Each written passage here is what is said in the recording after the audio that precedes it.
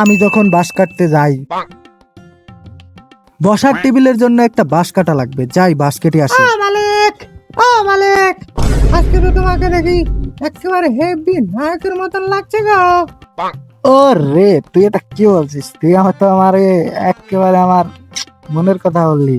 তুই আমার পুরো দিলটা খুশ করে দিলি রে।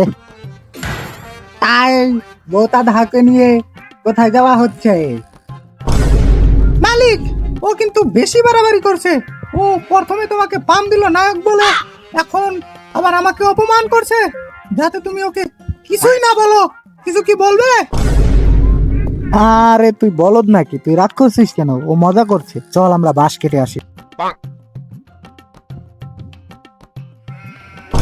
বাবু, এখানে কি মনে করে?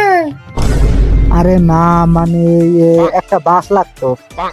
তা বাস আবার কার পেছনে দেবে গো শুনি? আর কি বলবো দুঃখের কথা, আমি কারো পিছন দিয়ে দিতে পারি না, আরো মানুষ উল্টে আমার পিছন দিয়ে বাস করে দেয়।